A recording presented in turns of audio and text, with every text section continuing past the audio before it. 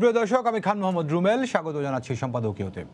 নির্বাচন কমিশন গঠনে আইন হওয়া উচিত বলে মনে করেন আইনমন্ত্রীও, তবে আসছে কমিশন হবে সার্চ কমিটির মাধ্যমেই। এদিকে বিএনপি বলছে নিরপেক্ষ ইসি ছাড়া নির্বাচন হতে দেয়া হবে না। আওয়ামী লীগ বলছে অগণতান্ত্রিক উপায়ে ক্ষমতায় যেতে চায় বিএনপি। এদিকে এক নির্বাচন কমিশনারের দাবি জটিল অসুখে আক্রান্ত নির্বাচন। এসব নিয়ে আমাদের আজকের সম্পাদকীয় নির্বাচনের সুখ অসুখ আর এ নিয়ে আলোচনা করতে আমাদের সঙ্গে স্টুডিওতে উপস্থিত আছেন আহসানুল ইসলাম টিটু এমপি, সংসদ সদস্য টাঙ্গাইল 6, আছেন সৈয়দ ইমরান সালে প্রিন্স, সাংগঠনিক সম্পাদক বিএনপি, এবং জাকারিয়া কাজল, সিনিয়র সাংবাদিক। দর্শক, আপনারা আলোচনায় সরাসরি অংশ নিতে পারবেন, এই জন্য টেলিভিশনের পর্দায় নম্বরে ফোন করতে হবে। এছাড়া ফেসবুকের মাধ্যমে আপনাদের মন্তব্য পাঠাতে পারেন। আলোচনা শুরুর আগে দেখে নেব এখনকার প্রধান শিরোনামগুলো। পরমাণু দিয়ে অস্ত্র নয়, বিদ্যুৎ উৎপাদন করে শান্তি স্থাপন করতে চায় বাংলাদেশ, বললেন প্রধানমন্ত্রী। রূপপুরে প্রথম ইউনিটের চুল্লি বসানোর কার্যক্রম শুরু। সার্চ কমিটি গঠন করবে নির্বাচন কমিশন। নিরপেক্ষ ইসি ছাড়া নির্বাচন হতে দেয়া হবে না, হুঁশিয়ারি ফখরুলের। অগণতান্ত্রিক উপায়ে ক্ষমতায় যেতে চায় দলটি, অভিযোগ কাদেরের। বিচারের জন্য প্রস্তুত চিত্রনায়িকা পরিমণির মাদক মামলা। অসুস্থ হয়ে পড়লেন এজলাসে, 3 ঘন্টা দেরিতে আসায় সতর্ক করে জামিন দিলেন আদালত।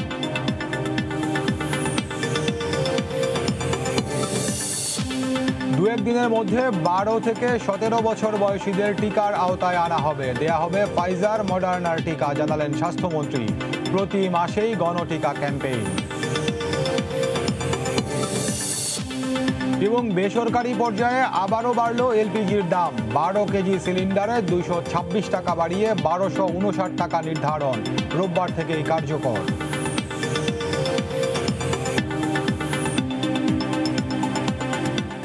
দর্শক, শিরোনাম দেখছিলেন, মূল আলোচনা যেতে চাই। বলছি আলোচনার শিরোনাম নির্বাচনের সুখ অসুখ। শুরুতে যেমন বলছিলাম, দুটি প্রধান দল থেকে এই নির্বাচন নিয়েই কথাবার্তা বলা হচ্ছে। এছাড়া একজন নির্বাচন কমিশনারও আজকে এই বিষয়ে কথা বলেছেন। এসব সহ অন্যান্য সমসাময়িক বিষয় নিয়ে আলোচনা করবো। শুরুতেই সৈয়দ ইমরান সালে প্রিন্স ভাই, আপনার সঙ্গে যুক্ত হতে চাই। বিএনপির মহাসচিব আজকে বলছেন যে নিরপেক্ষ ইসি ছাড়া নির্বাচন হতে দেয়া হবে না। এখন ইসি নিরপেক্ষ নাকি পক্ষপাত দুষ্ট, এটি নিয়ে তো আমরা, যখন যে দল ক্ষমতার বাইরে থাকেন তারাই বলেন যে নির্বাচন কমিশন পক্ষপাতমূলক আচরণ করেন, নিরপেক্ষ নয়।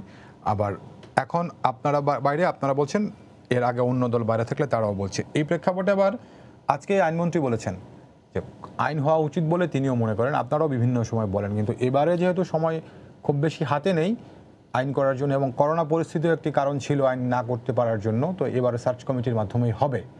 তো আপনারা এই নির্বাচন কমিশনের যে সার্চ কমিটি গড়া হবে সেখানে নাম দেবেন কিনা?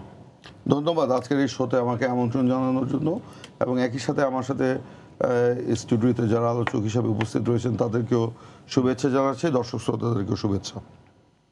আপনারা দেখুন, আজকে আমাদের মহাসচিব মির্জা ফখরুল ইসলাম আলমগীর সাহেব একটি অনুষ্ঠানে বক্তব্য রেখেছেন, এবং তিনি বক্তব্য রাখতে গিয়ে এই কথাটি বলেছেন, এবং আগেও বলেছেন যে শুধু নির্বাচন কমিশন নিরপেক্ষ হলেই চলবে না, একটা নিরপেক্ষ সরকারও লাগবে নির্বাচনকালীন সময়ে। আমাদের জনগণের ভোটের অধিকার প্রতিষ্ঠিত হবে না। গত 12 বছরে যে ভোটগুলো হয়েছে বা ভোটের নামে যা হয়েছে, তাতে কিন্তু একটা কথাই প্রমাণিত হয়েছে যে জনগণের স্বাধীন ভোটাধিকারের মাধ্যমে বর্তমানে যে কাঠামোটা রয়েছে বা যে ব্যবস্থাটা রয়েছে, যে সেখানে জনগণের স্বাধীন ভোটাধিকারের মাধ্যমে জনপ্রতিনিধি নির্বাচন কিংবা ক্ষমতার পালাবদল, এটার পথটা কিন্তু রুদ্ধ হয়ে গেছে। এই রুদ্ধ পথ থেকে এই পথটাকে যদি উন্মুক্ত করতে হয়, তাহলে আমাদের যে পদক্ষেপগুলো নেওয়া প্রয়োজন সেটার দিকে কিন্তু আমাদের দৃষ্টি দিতে হবে। আজকে একজন নির্বাচন কমিশনারকে বলতে শুনলাম যে আজকে নির্বাচন এখন কতিপয় জটিল রোগে আক্রান্ত, এবং এর যে পার্শ্ব প্রতিক্রিয়া, সেই পার্শ্ব প্রতিক্রিয়ায় গণতন্ত্র আজকে সংকটাপন্ন, এবং এই মৃত্যু পথযাত্রী গণতন্ত্রের যে আজকে অবস্থা, সেই অবস্থায় এই গণতন্ত্রহীন পরিবেশে নির্বাচন হবে কি না আগামীতে, এটা একটা বড় প্রশ্ন হয়ে কিন্তু দাঁড়িয়েছে। আজকে এই কথাগুলো কিন্তু শুধুমাত্র এই নির্বাচন কমিশনার কিংবা মির্জা ফখরুল ইসলাম আলমগীর তার নয়, সমাজের সবার। কিছুদিন আগেও দেখলাম সুজন তারা একটি অভিনয় করলো, এবং সেই অভিনয়ে দেশের বিশিষ্ট ব্যক্তিবর্গ, নির্বাচন নিয়ে যারা কাজ করেন বা সাবেক নির্বাচন কমিশনার, তারা সকলেই কিন্তু এক বাক্যে বলেছেন যে নির্বাচন কমিশনকে আইন করে যতই শক্তিশালী করা হোক না কেন, নির্বাচনকালীন সরকার সেটা যদি নিরপেক্ষ না হয়, তাহলে কিন্তু জনগণের ভোটের অধিকার প্রতিষ্ঠিত হবে না। জনগণের মতামতের ভিত্তিতে আপনার কোনো সরকারও কিন্তু গঠিত প্রিন্স ভাই, হবে না। এখানে যদি প্রশ্ন করি, নির্বাচনকালীন সরকার নিরপেক্ষ সরকার আপনারা বলছেন, পাশাপাশি নির্বাচনকালীন বা যে কোনো সময়ের জন্য নির্বাচন কমিশন নিরপেক্ষ, এই জায়গাটাতে আপনারা বেশি জোর আমরা দিচ্ছেন না কেন? বহুবার জোর দিয়েছি। হ্যাঁ। আপনারা জানেন যে এই যে ইসি যেটা এখন গঠিত হচ্ছে সার্চ কমিটির মাধ্যমে, এটা নিয়েও আমাদের আপত্তি ছিল। তারপরেও রাষ্ট্রপতি যখন করেছেন, আমরা রাষ্ট্রপতির কাছে গিয়েছি, আমাদের আপত্তির কথা জানিয়েছি, এবং আমাদের দলের চেয়ারপারসন বেগম খালেদা জিয়া তিনি এই নির্বাচন কমিশন সার্চ কমিটি গঠনের বিরুদ্ধে সরাসরি সংবাদ সম্মেলন করে কিন্তু বক্তব্য রেখেছিলেন। তার সেই বক্তব্য আরো মানে ঠিকঠাক করে উনি নিজে গিয়ে রাষ্ট্রপতির কাছে দিয়ে এসছেন, কিন্তু সেই বক্তব্য কিন্তু আমলে নেওয়া হয়নি। শুধু আমাদের বক্তব্য নয়, বাংলাদেশের মানে আওয়ামী লীগ ছাড়া অন্য কোনো রাজনৈতিক দলের মতামত কিন্তু আমলে না নিয়ে এই সার্চ কমিটির মাধ্যমেই সেটা করা হয়েছে। আপনি প্রশ্ন করেছেন যে আগামী সার্চ কমিটিতে আপনারা নাম দিবেন কিনা, সেটা প্রশ্নই উঠে না। আমরা তো আগেই বলেছি যে এই সার্চ কমিটি মানে আওয়ামী সার্চ কমিটি। এই সার্চ কমিটির মাধ্যমে যে গত 2টা নির্বাচন কমিশন গঠিত হলো, এটা আওয়ামী লীগের পারপাস ছাড়া জনগণের পারপাস সার্ভ করেছে। আপনি দেখান এই যে নির্বাচন কমিশন আমাদের ডেকেছিল, মাহবুব তালুকদার নির্বাচন কমিশনার বলেছেন, হ্যাঁ, তো সেই কথাগুলো তো আপনারা যে দাবি তুলছেন অনেকটা সেরকমই। আমি বলেছি এটা সমাজের দাবি, জনগণের দাবি। তাহলে তো শুধুমাত্র আওয়ামী লীগের পারপাস সার্ভ করছে, ঠিক বলা যায়? কি জনগণের বক্তব্য? হ্যাঁ, মাহবুব তালুকদার একা কি করবেন? উনি তো অনেক দিন ধরে বলে যাচ্ছেন। কি করতে পেরেছেন উনি? কিছুই করতে পারেননি, বক্তব্য রাখতে পেরেছেন। তো আমি যেটা বলতে চাই আজকে একটা কথা, যে আজকে এই যে এই কথাগুলো যে আমরা বলছি, বলার মাধ্যমে জনগণের যে ভয়েসটা রেজ করছি এবং আমরা একটা পর্যায়ে নিয়ে আসছি। এখন এই যে আপনি বলছেন যে আপনারা কি করবেন, তাহলে আপনারা নাম দিবেন, না দিলে কি করবেন? তা আমরা তো বলেছি যে সকল দলকে নিয়ে আলোচনা করে একটা নিরপেক্ষ নির্বাচন কমিশন গঠন করতে হবে। সেই আলোচনার পর তো খুলতে হবে। আজকে সার্চ কমিটি কাদের নিয়ে গঠন করা হচ্ছে? বলা হচ্ছে সাংবিধানিক পদে যারা আছেন তাদের নিয়ে। সাংবিধানিক পদে কাদেরকে বসানো হয়েছে? সবই তো আপনার আওয়ামী মার্কা লোক। এখানে একটা নিরপেক্ষ লোক আছে? সার্চ কমিটিরা নিরপেক্ষ লোক দিয়ে করা হোক, তাদেরকে দিয়ে আপনার করা হোক, সেটাও তো একটা বিকল্প প্রস্তাব হতে পারে। আমরা তো এরকম প্রস্তাবও তো রেখেছিলাম, সেটা তো মানা হয়নি। আজকে এগুলো না মেনে একগুঁয়েমি করে আবারও জনগণের ভোটের অধিকার কেড়ে নিয়ে নতুন কৌশলে আবারও ক্ষমতা কেড়ে নেওয়ার বা জবরদখল করার যে প্রক্রিয়া আওয়ামী লীগ এগোচ্ছে, এটা কিন্তু জনগণের জন্য, দেশের জন্য, গণতন্ত্রের জন্য, রাজনীতির জন্য কখনোই ভালো হবে না। অনেক ধন্যবাদ আপনাকে। টিটু ভাই, শুনছিলেন যে প্রিন্স ভাই যে বিষয়টি বলছেন যে নির্বাচন কমিশন তো নিরপেক্ষ লোক দিয়ে হচ্ছেই না, উল্টো সার্চ কমিটি যেটি করা হচ্ছে কমিশনার নির্বাচনের জন্য, তারাও নিরপেক্ষ নন প্রিন্স ভাইয়ের ভাষায়। এখন নিরপেক্ষ শব্দটা নিয়েই তো আসলে সবসময় একটা জটিলতা। ওনারাই একসময় ওনাদের সাবেক প্রধানমন্ত্রী, ওনাদের দলের চেয়ারম্যান বলেছিলেন যে পাগল আর শিশু ছাড়া নিরপেক্ষ কেউ না আর কি। তো এখন নিরপেক্ষ লোক তো উনি যদি 10 জন নিরপেক্ষ লোকের নাম বলতে পারে, আরেকজন আছে উনি তো একজন প্রতিষ্ঠা মানে যশোর সাংবাদিক, উনিও কিন্তু করতে পারবে না। সবারই একটা পক্ষ থাকবে। উনি যখন বলবে উনি ওই জাতীয়তাবাদী লোক, জাতীয়তাবাদী বুদ্ধিজীবী, জাতীয়তাবাদী আইনজীবী, এদের নামে ঘুরে ফিরে বলবে আর কি। আমরা এই কথা বলবো না। এখন এই নিরপেক্ষ লোক না দিয়ে, যেটা রাষ্ট্রীয়ভাবে আপনি গতবারও যখন সার্চ কমিটি করা হয়েছে এবং এবারও সার্চ কমিটিতে সেখানে জাস্টিস থাকবে, সেখানে হয়তো অডিটর মানে জেনারেল অফিসের থাকবে, মানে পরিকল্পনা কমিশনের যারা থাকে, পাবলিক কমিশনের থাকবে। সো এরা তো মানে একটা ইনস্টিটিউশনের প্রতিনিধি হিসেবে তাদের কাজ হবে হলো লোকজন করা। আর রাষ্ট্রপতি তো দেশের রাষ্ট্রপতি, ওনারা চাইলে ওনাদের মতামত রাষ্ট্রপতির সাথে দেখা করে ওনারা কথা বলতে পারে। শুনেন, রাজনীতি একটা প্রক্রিয়া, গণতন্ত্র একটা চর্চার বিষয়। আপনি গণতান্ত্রিক চর্চায় উনি ভোট চাচ্ছেন, ভোট চেয়ে ওই 1933 সালে জার্মানিতে নাজি পার্টি কিন্তু তৈরি হয়েছিল যে গণতন্ত্র দিয়ে হবে না, এটা প্রতিষ্ঠা করার জন্য। তো ওনাদের অবস্থা হয়েছে এই যে গণতান্ত্রিক দেশ প্রতিষ্ঠা করার জন্য অগণতান্ত্রিক বাছাইকৃত লোক দিয়ে করতে হবে। কোথায় উনি যোগ্য লোককে সার্চ কমিটির মাধ্যমে, কারা যোগ্য লোক সার্চ কমিটিতে যাওয়ার এই আলোচনার বিষয়বস্তু হওয়া উচিত ছিল আজকে, যে কাদের মাধ্যমে সার্চ কমিটি করলে সেই কমিটির গ্রহণযোগ্যতা পাবে। আলোচনার বিষয়বস্তু হওয়া উচিত ছিল যে কি ধরনের যোগ্যতা লোকের মাধ্যমে চিফ ইলেকশন কমিশন করা যেতে পারে, 4 জন কমিশনার নিযুক্ত করা যেতে পারে, এগুলো হলো আলোচনার বিষয়বস্তু। কিন্তু ওনারা ঘুরে ফিরে দেখেন, ওনারা এই গণতান্ত্রিক পরিবেশটাকে নষ্ট করার জন্য এমন একটা পরিবেশ করে যাতে একটা তৃতীয় শক্তির উদ্ভব হয়। এখন দেখেন ইউনিয়ন পরিষদ নির্বাচন চলছে, প্রথম ধাপে শেষ হয়েছে, দ্বিতীয় ধাপে মনোনয়নের প্রক্রিয়া চলছে। ওনারা বলছেন যে ওনারা নির্বাচনে অংশগ্রহণ করবেন না। একটা গণতান্ত্রিক দল নির্বাচন বর্জনের মাধ্যমে কি প্রমাণ করবে? আপনাকে এই নির্বাচন প্রক্রিয়ার মাধ্যমেই গণতন্ত্র প্রতিষ্ঠা করতে হবে। আপনি বাংলাদেশ আওয়ামী লীগের ইতিহাস দেখেন, সেই 48 সাল থেকে কিন্তু এই মানে স্বৈর শাসকদের বিরুদ্ধে, পাকিস্তানি জনতার বিরুদ্ধে কিন্তু মানে ধারাবাহিকভাবে লড়াই সংগ্রাম করে যখন সুযোগ পেয়েছে তখন রাজনীতি করেছে, যখন সুযোগ পেয়েছে নির্বাচন করছে। আওয়ামী লীগের আজকের এই প্রক্রিয়াটাও কিন্তু তাই। আওয়ামী লীগ একমাত্র গণতান্ত্রিক দল যারা সবসময় নির্বাচনের উপরে তাদেরকে ডিপেন্ড করতে হয়েছে এবং নির্বাচিত হয়েই তারা ক্ষমতায় আসছে। প্রিন্স বেরে তো এখন বলেন নির্বাচনটা আর নির্বাচনের দিনে হয় না, আগেই হয়ে যায়। না না, এই ধরনের শুনেন কথা তো এখন আপনি ওনাদের প্রতিষ্ঠাতা 79-তে হানা ভোট দিয়েছে, গণভোট দিয়েছে, সামরিক আইন জারি করে সামরিক আইনের মধ্যে নির্বাচন দিয়েছে, এগুলো তো ওনাদেরই। ওনারা 1995 সালে যে নির্বাচন কমিশন, সাদেক কমিশন করেছিল, যার সময়কাল 1 বছরও চলে নাই, তখন ওনাদের এই যে আজকে যে এত সুন্দর কথা প্রিন্স ভাই বলতেছেন, তারপরে আবার 2005-6 সালে সাদেক কমিশন ছিল 95, আজিজ কমিশন ছিল হলো 2005-6 যে করলো। এই যে লোকগুলাকে ওনারা যে নির্বাচিত করলো, একটাও কিন্তু টার্ম পূরণ করতে পারে নাই, তারা কিন্তু এই ধারাবাহিকতা রাখতে পারে নাই। কিন্তু ওনারা তখন এই জ্ঞান কথা, ওনারা তখন এই কাজগুলি করলো না কেন?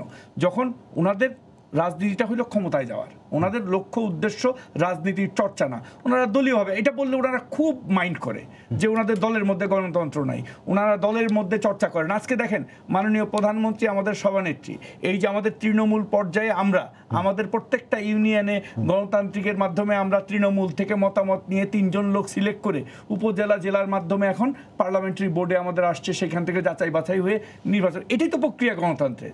আমরা দলের মধ্যে প্র্যাকটিস করি, আর ওনারা তো ওহিনাজিল করে মনোনয়ন পায়। ওনাদের দল চলে তলে ওহির উপরে, স্কাইপের উপরে। সো এইভাবে তো গণতন্ত্রের চর্চা হতে পারে না। এবং একটা জিনিস মনে রাখবেন যে গণতন্ত্রের মধ্যে যার জন্ম হয় নাই, বিএনপি দলটাই ক্ষমতার মধ্যে থেকে সামরিক শাসন, সামরিক বাহিনীর প্রত্যক্ষ তত্ত্বাবধানে দলটা হয়েছে। দলটা বিভিন্ন দল থেকে দলছুট লোকগুলা নিয়ে, সামরিক বেসামরিক লোক নিয়ে এই দলটা গঠিত হয়েছে। তার মধ্যে তো গণতন্ত্রের চর্চা নাই। তো ওনারা গণতন্ত্রের চর্চা যদি না করে, ওনারা গণতন্ত্র প্রতিষ্ঠা করবে কিভাবে? এবং ওনাদের যে ধারাবাহিকতা 91 থেকে 96, 2001 থেকে 2006, কোনো জায়গায় ওনাদের গণতান্ত্রিক প্রচেষ্টা বা গণতান্ত্রিক ইনস্টিটিউশনকে শক্তিশালী করার কোনো রকম সুযোগ ছিল নাকি? করছে নাকি ওনারা? কোনোটাই ওনারা করে নাই। অনেক ধন্যবাদ টিটু ভাই আপনাকে। কাজল ভাই, আপনি শুনছিলেন। কাজল, একটা বিষয় আপনার আমি দৃষ্টি আকর্ষণ করতে চাই। নির্বাচনকালীন নিরপেক্ষ সরকার আর হচ্ছে নিরপেক্ষ নির্বাচন কমিশন। তো এখন নির্বাচনের দায়িত্ব নির্বাচন কমিশনের। তো নিরপেক্ষ নির্বাচনকালীন সরকারের বেশি জোর না দিয়ে নির্বাচন কমিশনটা যেন নিরপেক্ষ হয়, সেই দিকে বেশি জোর দিলে দেশ এবং নির্বাচন প্রক্রিয়া বেশি লাভবান হবে কিনা? আমি মনে করি নির্বাচন কমিশনটা যদি এফেক্টিভ হয়, তাহলে দলীয় সরকার হোক আর নিরপেক্ষ সরকার হোক, এটা ম্যাটার করে। আমি যেটা প্রথমে বলতে চাই, আজকে আইনমন্ত্রী যে কথাটা বলেছেন যে আইন হওয়া উচিত, যেটা বিরোধী দল দীর্ঘদিন থেকে বলে আসছেন, যদিও ক্ষমতায় থাকতে ওনারাও স্বীকার করেন যে ওনারা এটা করেননি।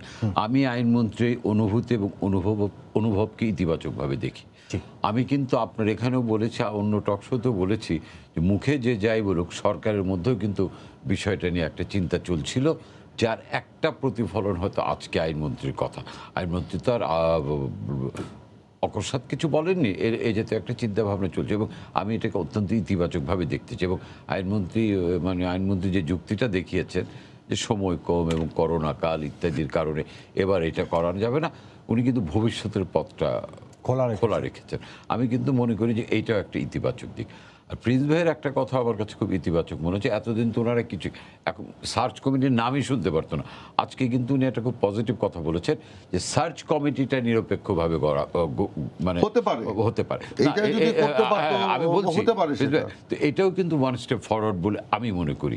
এখন আমাদের কি এখন একটা কথা যে এটা সত্য, কোনো কারণ পক্ষপাতিত্ব মানুষের থাকে, মননে থাকে, মগজে থাকে, বাট তারপরেও কিন্তু কিছু লোক পাবেন যারা তার কর্তব্যের বেলায় ওই পক্ষপাতটা দেখাবেন না, ওই লোকগুলি কি আমাদের খুঁজে বের করতে হবে। এটা কিন্তু সত্য যে সবাই কিন্তু কোনো না কোনো পক্ষ আছে, কিন্তু আমি যখন দায়িত্বে থাকবো, ওই দায়িত্বে থাকাকালীন, হ্যাঁ আমি ভোট কাকে দেবো দ্যাট ইজ ডিফারেন্ট থিং, অন্ধকার ঘরে গিয়ে, কিন্তু আমার দায়িত্বে থাকাকালীন আমার কথাবার্তা, আচার আচরণ, চিন্তা চেতনায় যদিও ওই পক্ষপাতের প্রতিফলন যেন না ঘটে, ওটা যিনি নিশ্চিত করতে পারবেন তিনি এখন নিরপেক্ষ লোক, সেই সেন্সে নিরপেক্ষ। এই জাতীয় লোক যে আমাদের এই 10 কোটি মানে আমাদের এত বড় দেশের 16-17 কোটি মানুষ মধ্যে নেই তা তো না। যেমন আমি আপনার একটা অপ্রাসঙ্গিক একটা কথা বলি, এই 2 দিন আগে বাংলাদেশ মালদ্বীপের সঙ্গে ফুটবলে হারলো না, মালদ্বীপের কোচ বলছে, এটা কাগজেও ছাপা হয়েছে, যে আমরা 5 লাখ লোক, 5 লাখ 5.5 লাখের একটা দেশের থেকে আমরা এতগুলি ফুটবলার তুলে আনি, আর তোমরা এই 17-18 কোটি দেশের লোক থেকে ফুটবলার তুলতে পারো না। এটা কারণটা কি? কারণটা হচ্ছে তোমাদের প্ল্যানিং এর সমস্যা। এটা এই জন্য বললাম, আমিও বিশ্বাস করি যে আমাদের এই 17, 18, 16, 15 যাই বলেন, এর মধ্যে যে এই জাতীয় লোক যারা যেই মনোভাবাপন্নই হোক, কর্তব্যের বেলায় তারা সেই পক্ষপাত দেখাবেন না, এরকম লোক খুঁজে বের করা কিন্তু কঠিন না। এটা বের করতে হবে কিভাবে? 1 নম্বর হলো সদিচ্ছা থাকতে হবে, 2 নম্বর হলো দুই পক্ষের মানে আমাদের দেশে তো আসলে আমরা যত পার্টি বলি, বাংলাদেশ তো মূলত আওয়ামী লীগ অ্যান্টি আওয়ামী লীগ ব্লক, এই 2 ব্লকের লোকদেরকে মিলে আমরা এইগুলি বের করতে পারবো, প্রয়োজন সদিচ্ছা এবং উদ্যোগ। আমি কিন্তু আবারও বলছি, কেউ নিরপেক্ষ না, বা আমি তাকেই নিরপেক্ষ বলবো যিনি পদে বা দায়িত্বে থাকাকালীন তার যে পক্ষপাতিত্ব সেটার প্রতিফলন ঘটাবেন না, এবং that is very much possible. অনেক ধন্যবাদ। প্রিন্স ভাই, আমাদের টিটু ভাই বলছিলেন যে আপনারা গণতন্ত্র নেই কিংবা নির্বাচন প্রক্রিয়া সুষ্ঠু হয় না ইত্যাদি জায়গাতে টিটু ভাই হয়তো বোঝানোর চেষ্টা করেছেন নির্বাচন বর্জনের মাধ্যমে গণতান্ত্রিক রাজনৈতিক প্রক্রিয়ায় আপনারা কি অর্জন করতে চান, সেটি হোক স্থানীয় সরকারের নির্বাচন, হোক জাতীয় নির্বাচন। দেখুন, বিএনপি একটি নির্বাচনমুখী রাজনৈতিক দল, নির্বাচন করেই বিএনপি স্থানীয় সরকার বলেন, জাতীয় সরকার বলেন, সেখানে থেকে বিএনপি তার নীতি, আদর্শ, কর্মসূচি পালন করতে চায় এবং জনগণের সেবা করতে চায়, গণতন্ত্রের চর্চা করতে চায়। তো সেই নির্বাচনের পথ যদি আপনার একেবারেই রুদ্ধ হয়ে যায়, আপনার বাদ দেন গতবার যে ইউনিয়ন পরিষদ নির্বাচন হলো, উপজেলা নির্বাচন হলো, পৌরসভা নির্বাচন হলো, সিটি কর্পোরেশন নির্বাচন হলো, আমরা কি অংশগ্রহণ করি নাই? আমাদের উপর অনেক চাপ ছিল, তারপরেও কিন্তু আমরা জনগণের স্বার্থে আমরা সেই নির্বাচনে অংশগ্রহণ করেছিলাম। ফলাফল কি দাঁড়িয়েছে বলেন তো?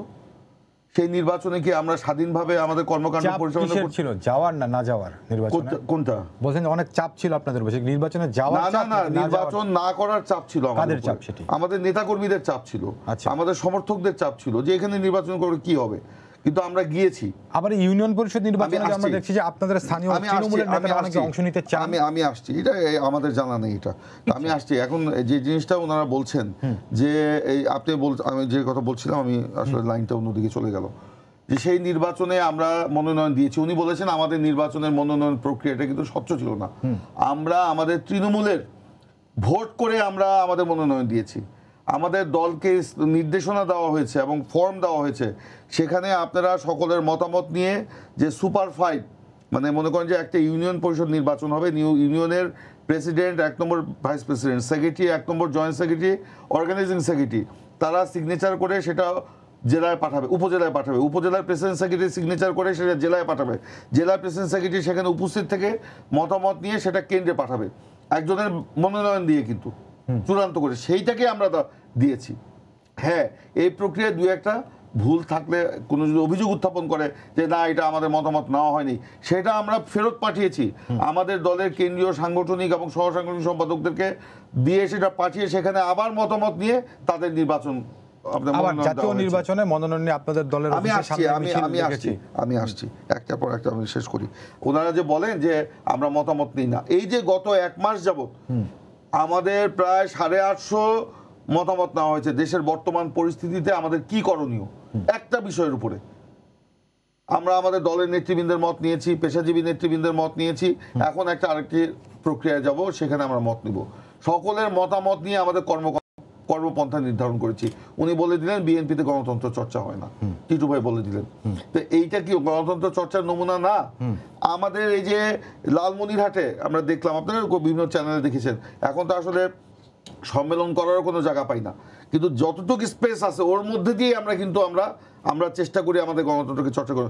লালমনিরহাটে আপনার ইউনিয়ন সম্মেলন হচ্ছে, ভোটার তালিকা করে ব্যালট ছাপিয়ে প্রতীক দিয়ে পোস্টার লাগিয়ে এবং ভোটের দিনের মতো সকালে যেরকম লাইন দেওয়া হয় সেই ভোটের দিন বিকাল 3:30 থেকে 6টা মানে মাগরিবের আগ পর্যন্ত লাইন দিয়ে ভোট করে সেখানে ইউনিয়ন কমিটি গঠন করা হচ্ছে, পৌরসভা কমিটি করা হচ্ছে। তা আমাদের গণতন্ত্র নাই কোথায়? আগামী শুক্রবারে আমি একটি সম্মেলনে যাব আমার বিভাগে, সেখানেও আমরা ব্যালট ছাপিয়ে আমরা প্রতীক দিয়ে আমরা নির্বাচন করে আমরা সেই প্রক্রিয়ায় কমিটি এগুলো একটা শেষ করি। কাজল ভাই একটা কথা বলেছেন, আমি বলেছি নিরপেক্ষ লোক। নিরপেক্ষ লোক বাংলাদেশে খুঁজে পাওয়া কিন্তু মুশকিল না। আমি কথার কথা ব্যক্তিগত বলতে পারি, বিএনপি এবং আওয়ামী লীগের মধ্যেও নিরপেক্ষ লোক আছে। আমি বলি নিরপেক্ষ আমি আপনার মতো আপনার কথা অনুযায়ী বলবো না, তো আমার কথা অনুযায়ী আমাকে বলতে হবে।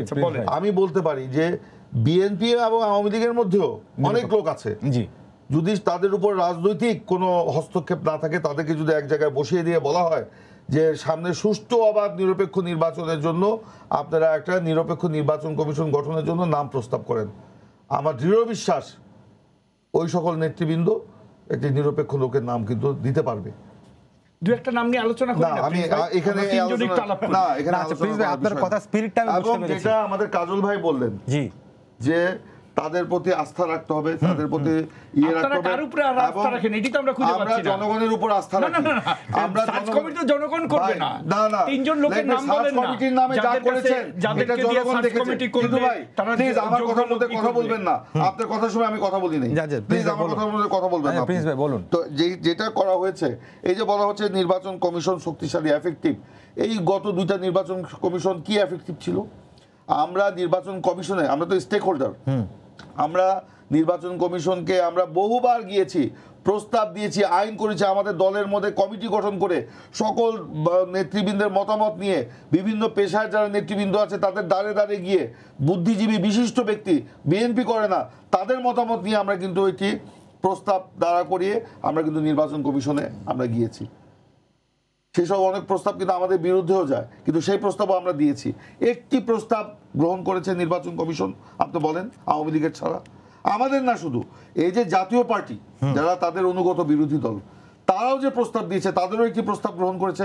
14 দলের শরিক দল তারা প্রস্তাব দিয়েছে, তাদের প্রস্তাব গ্রহণ করেছে। তো আওয়ামী লীগ বলবে যে অন্যদের প্রস্তাব গ্রহণ না করার কথা আওয়ামী লীগ বলে দেয়নি। শুনেন শুনেন, এই যে নির্বাচন কমিশন আওয়ামী লীগের পুতুল, তারা যেভাবে চাবি দেয় নির্বাচন কমিশন সেভাবে ঘুরে। এই ইমামের নেতৃত্বে তারা একটি কমিটি গঠন করেছে। টিটু ভাই দুটি কমিশন, সাদেক কমিশন এবং আজিজ কমিশন। সাদেক, শুনেন, আমি যদি পিছনের দিকে চাই, আপনার 73-এ কি হয়েছিল বলবেন? হেলিকপ্টার করে ভোট নিয়ে এসে খন্দকার মোস্তাককে জেতানো হয় নাই? সেই নির্বাচন ডান্ডা মেরে ঠান্ডা মেরে করার নির্বাচন ছিল না, গুন্ডার নির্বাচন ছিল না? সেই নির্বাচন নিয়ে এরকম প্রশ্ন উঠবেই। কিন্তু 1/11 প্রেক্ষাপটে 1/11 তো আমাদের জন্য একটা বড় মানে ধাক্কা রাজনীতি যারা করে। যদিও আওয়ামী লীগ বলে 1/11 সরকার হচ্ছে তাদের মানে কি বলে আন্দোলনের ফসল, এবং পরবর্তীতে 1/11 সাথে তারা সমঝোতা করেই সবকিছু করেছে, আমি ওই প্রশ্নে যাব না। কিন্তু ওই ধাক্কা থেকে যদি আমরা শিক্ষা না নিতে পারি, তাহলে সামনে কিন্তু আরো বড় কিছু অপেক্ষা করছে। এটা যে নির্বাচন কমিশনার বলেছেন যে গণতন্ত্রকে আমরা কালো অন্ধকার ঘরে কালো বেড়ালের মতো আমরা হাতড়িয়ে বেড়াই। জি, অনেক ধন্যবাদ টিটু ভাই। প্রিন্স ভাই বলছেন যে তাদের দলে গণতান্ত্রিক প্রক্রিয়ার চর্চা পুরোটাই হয়, এবং তারা যে তৃণমূল বা স্থানীয় কমিটিগুলো দিচ্ছেন সেগুলো একদম সম্পূর্ণ গণতান্ত্রিক প্রক্রিয়ার মধ্যেই করছেন।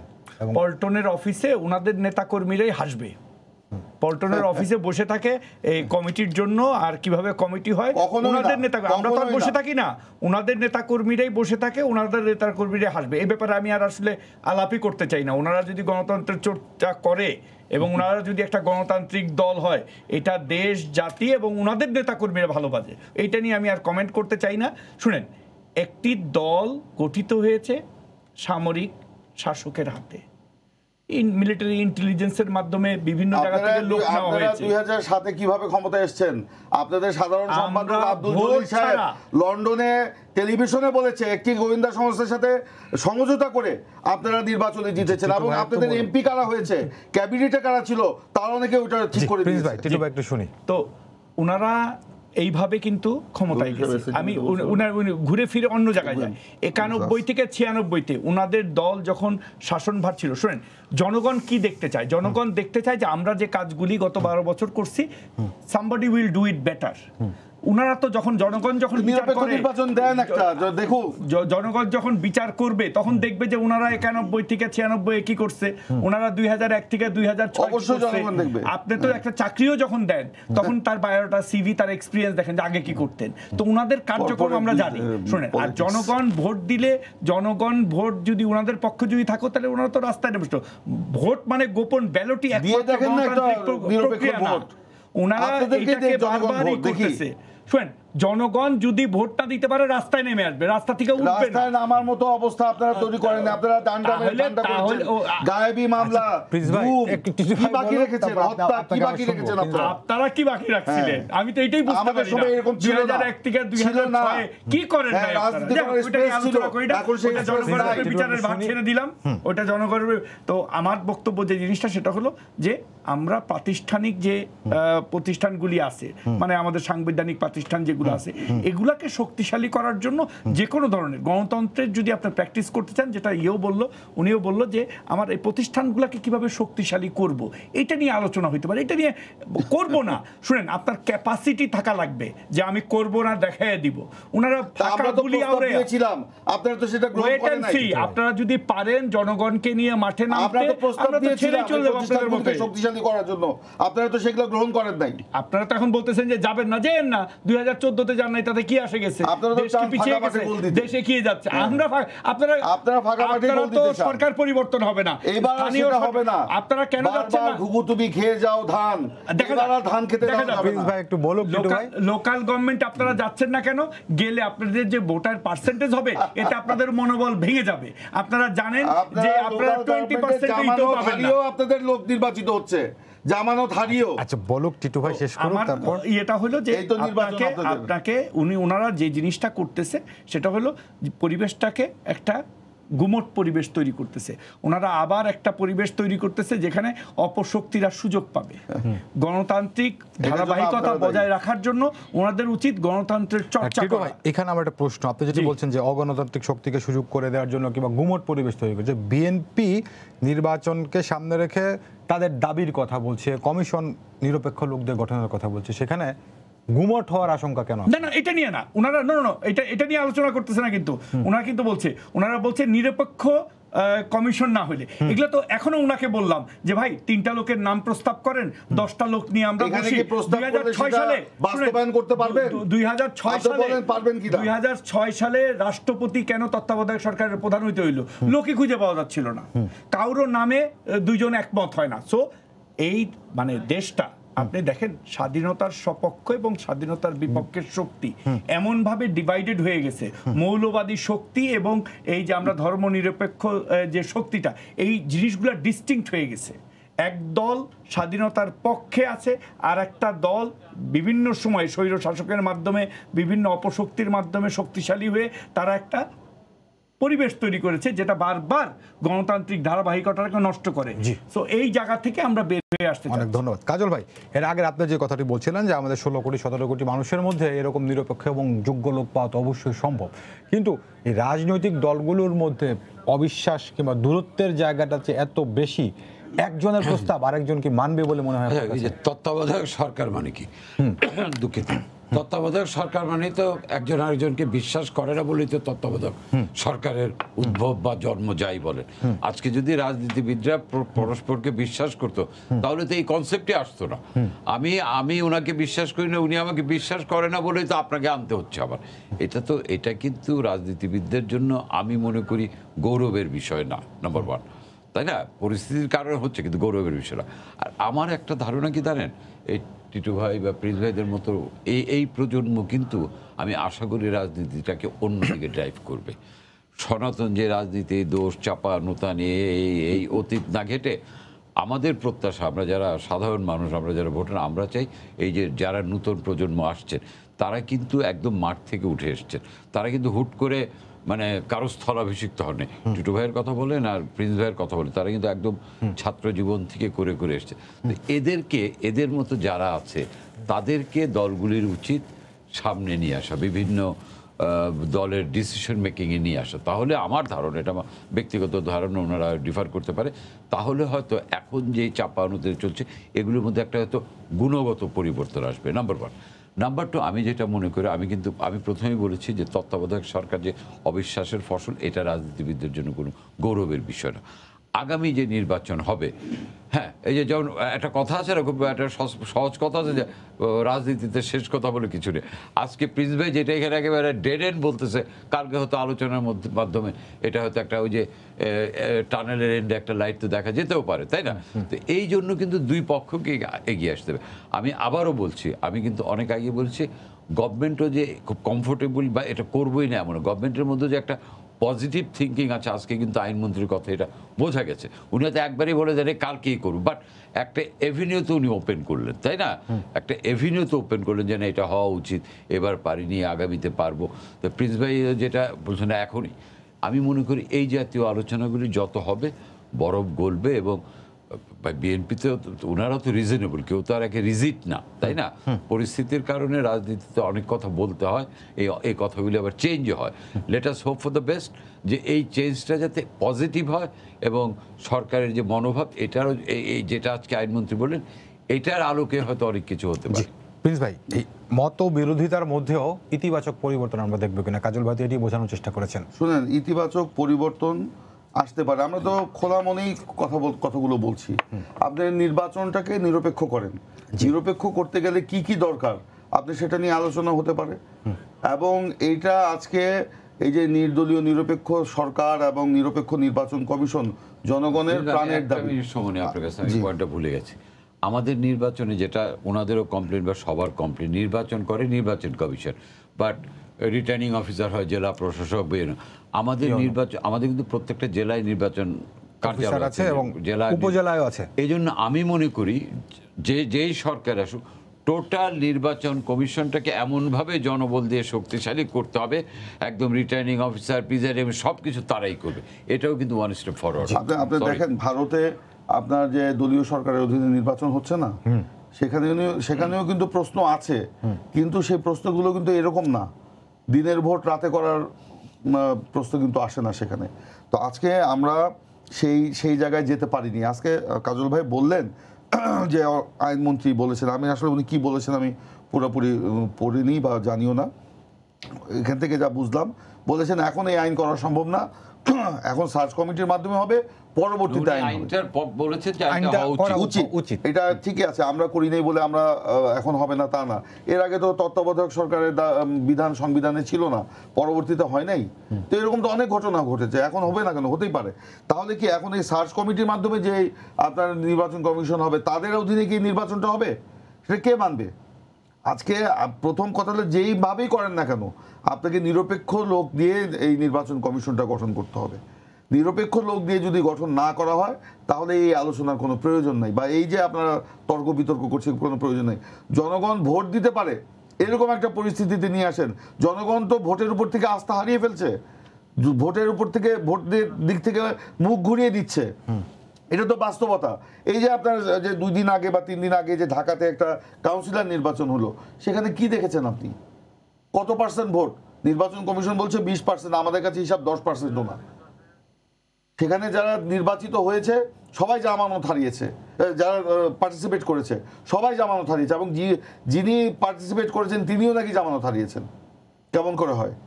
এবং সেই আজকে এই যে নতুন ইতিহাস সৃষ্টি হচ্ছে বাংলাদেশে, এটা কিন্তু আগে কখনো ছিল না, বিশ্বে এটা বিরল ঘটনা। তো আজকে এরকম একটা ঘটনার মধ্য দিয়ে আমরা যাচ্ছি। তো নির্বাচনকে যদি নিরপেক্ষ করতে হয়, আপনাকে ওই জায়গায় যেতে হবে। আমি আবারও যাই ওই এক জায়গাতে, এখনো বাংলাদেশে বহু নিরপেক্ষ লোক আছে, বহু যাদের উপর আস্থা রাখতে পারে।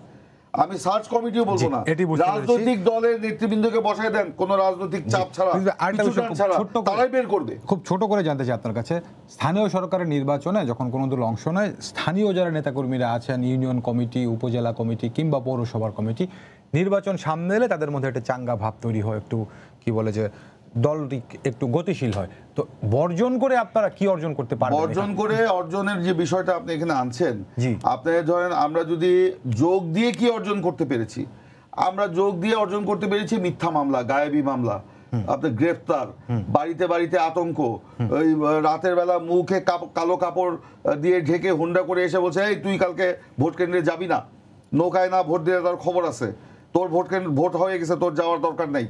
এই তো অর্জন করেছি আমরা যোগ দিয়ে। আমরা পোস্টার লাগাতে পারি না, লিফলেট বিতরণ করতে পারি না, আমাদের উপর হামলা, আমাদের উপর একটা অফিস করতে পারি না, অফিস ভেঙে চুরে চুরমার হয়ে গেছে।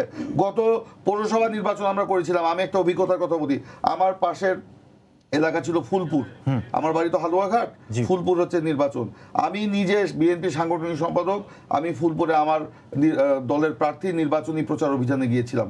আমরা একটি করে আরেকটিতে যাওয়ার কথা, একটি যখন শেষ হতে না হতেই পরবর্তীতে যেটা যাওয়ার কথা শুনলাম, সেখানে গিয়ে আওয়ামী লীগের সন্ত্রাসীরা ভেঙে চুরে তছনছ করে ফেলেছে নির্বাচনী কার্যক্রম, এবং একই সাথে সক্রিয় হতে দেয় না বলে আপনারা নিশ্চয় হয়ে থাকেন। আমাকে একটু বলতে দেন।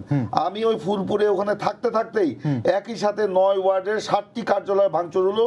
আমাদের সাবেক এমপি আবুল বাশার আকন্দ, তার বাড়ি ভাঙচুর করে ফেলা হলো, আমি ওখানে উপস্থিত। আমি পুলিশকে ফোন করলাম, ওসিকে ফোন করলাম, ইউনোকে ফোন করলাম, এসপিকে ফোন করলাম, নির্বাচন অফিসারকে ফোন করলাম, জেলা নির্বাচন আঞ্চলিক নির্বাচন অফিসারকে ফোন করলাম, তারা সবাই অসহায়। তার মানে কি সক্রিয় হতে দেওয়া হয় না বলে আপনারা নিষ্ক্রিয় হয়ে থাকেন? কোথায়? মানে নির্বাচনে অংশ নিলে সক্রিয় হলেই মামলা হামলা হয়, সেজন্য নিষ্ক্রিয় হয়ে না, থাকেন? কখনোই নিষ্ক্রিয় না, এখনো আমরা সক্রিয়। আচ্ছা। আজকে আপনি বলেছেন, আপনি আমাকে কি প্রশ্নটা করেছেন, বর্জন করে অর্জন, যোগ দিয়ে কি অর্জন করলাম সেটা তো আমি আপনাকে বললাম। যোগ দিলেই মামলা হামলা এবং অহেতুক হয়রানির শিকার হতে হয় তাদের স্থানীয় সরকার নির্বাচন, এই জন্যই ওনারা সেটিতে যান না। না, এগুলো তো একটা জনগণ যখন প্রত্যাখ্যান করে একটা এক্সকিউজ তো আপনার লাগবে। আপনি জনগণের প্রতি যদি আস্থা থাকে, আপনি জনগণের ম্যান্ডেটের জন্য যাবেন। আর জনগণের উপর যদি আপনার আস্থা না থাকে, আপনি ম্যান্ডেটের টেস্টে যাবেন না। তো আপনি জানেন যে পরীক্ষায় দিলে আপনি ফেল করবেন, আপনি পরীক্ষায় যাবেন কেন? পরীক্ষা দেওয়ার সুযোগটা তাদেরকে দেওয়া হয় না, ওটা তো ওনাদের ধারণা, এইটাই তো প্রমাণ করার জন্য। শুনে সারা বিশ্ববাসীর ধারণা, সেটা হইলে তো মানে ভালো, আপনারা যাবেন না, আপনারা না যে ইন্টারন্যাশনাল তাদের রিপোর্টটা একবার পড়ে দেখেন। প্রিন্স ভাই, টিটু ভাই আপনার সময় বেশি না, টিটু ভাই। মানে এই ঘটনাগুলি তো ওনারা বাংলাদেশের 1947 সালে পাকিস্তান হওয়ার পরের থেকে, এটা কিন্তু নতুন না। আমাদের এই স্ট্রাগলটা, এই দেশের মানুষ কিন্তু 52-তে রক্ত দিছে, 54-তে যুক্ত ফ্রন্টের নির্বাচনে গেছে, বিজয়ী হয়ে 2 বছরের বেশি ক্ষমতা, আইয়ুবের শাসনামল দেখছে, জিয়াউর রহমানের সামরিক শাসন দেখছে, এরশাদের সামরিক শাসন দেখছে, নিরপেক্ষ নির্বাচন দেখছে, আপনারা গণতান্ত্রিক শাসন কায়েম করেছেন। নিরপেক্ষ নির্বাচন মানে আপনাদের ক্ষমতায় বসিয়ে দিতে হবে। না, তাছাড়া আপনাদের ক্ষমতায় বসে নিরপেক্ষ নির্বাচন আমাদের দরকার নাই। ক্ষমতায় যাওয়া নিরপেক্ষ নির্বাচনে জনগণকে ভোটের অধিকার নির্বাচন মানে কি? একটা ইলেকশন কমিশনের আন্ডারে নির্বাচন হবে, যিনি জয় হবেন তিনি বলবেন নিরপেক্ষ। এটি তো এখন ওনার তো তাই মনে হচ্ছে। দেখেন, একমাত্র বাংলাদেশ আওয়ামী লীগ 2001 সালে ক্ষমতায় থাকার পরে ভোটে পরাজিত হয়ে ক্ষমতা হস্তান্তর করছে। এই নজির তো ওনাদের নাই। আমাদের নজির আছে বলেই তো আমরা সাহস নিয়ে বলি যে আপনারা দিয়ে দেখেন, মাঠে আসেন। শুনেন, এখন কথা বলতে হয়তো না, চ্যালেঞ্জ তো মাঠে আসেন, গ্রহণ করার সাহস নাই। 91 নিরপেক্ষ মাঠে আসেন, মাঠে আসেন, আপনারা মাঠে আসেন, দেখো আমরা তো মাঠে আছি, আপনারা মাঠে নাই, সামনে ড্রাইভার পিছনে জনগণ, এই হলো আপনারা প্রিন্স ভাই 91 সালে নিরপেক্ষ হয়েছে আর 2001 নিরপেক্ষ হয়েছে, তাই তো? আর বাকিগুলো নির্বাচন। না, আমাকে শেষ করতে দেন নাই। আমি বলেছি বাংলাদেশের নিরপেক্ষ নির্বাচন, যেটা বলতে চেয়েছি, বাংলাদেশের নিরপেক্ষ নির্বাচনে তো নজির আছে। আপনার 2001 হয়েছে, 96 হয়েছে, কিছুটা ত্রুটি ছিল। আপনার 2001 হয়েছে, 2008 হয়েছে, 2008 এর নির্বাচন নিরপেক্ষ হয় নাই, সেটা আতাত করে হয়েছে, যেটা তাদের সাবেক সাধারণ সম্পাদক আব্দুল জলিল সাহেব মরহুম, তিনি লন্ডনে গিয়ে এটা বলেছেন, আপনি টিভি চ্যানেলে সাক্ষাৎকার দিয়ে বলেছেন। এটা আমাদের বক্তব্য নয়, ওনার বক্তব্য। আমাদের বাংলা সাহিত্যে একটা কথা আছে, কাদম্বিনী মরিয়া প্রমাণ করিল সে মরে নাই। আমি বিএনপির জন্য একমাত্র পদ্ধতি হলো যে এমন একটা পরিবেশ তৈরি করা। দেখেন 2001 এ হেরে প্রমাণ করতে হবে যে আমরা নিরপেক্ষ নির্বাচন দিতে পারি। এটা সম্ভব না আমাদের জন্য। আমি এটা মনে করি এইসব এগুলো চলবেই, তাই না? বাট একটা ওয়ে আউট তো করতে হবে। আমি বারবার যে একটা জোর দিতে চাচ্ছি যে আজকে আমি কিন্তু আবারও আইনমন্ত্রী রেফারেন্স দিচ্ছি, এটা কিন্তু একটা সুন্দর এবং পজিটিভ মানসিকতার প্রকাশ। কাজে আমরা লেট আস লুক ফরওয়ার্ড, কারণ এগুলি করলে এটা হবেই। এবং নির্বাচন তো একটা, সবাই চায় একটা ভালো নির্বাচন হোক, তাই না? যেমন বিএনপি কিন্তু ইদানিং একটা কথা খুব প্রায়ই বলে, এখন প্রিন্স ভাই বললেন, আমি আরো দু একটা, যেমন ওনাদের আরেক নেতার সঙ্গে একটা সাথে বলছে, ভাই আপনারাই ক্ষমতায় আসেন, একটা নির্বাচন দেন, এটা কিন্তু ওনাদের একটা নিউ ক্যাম্পেইন।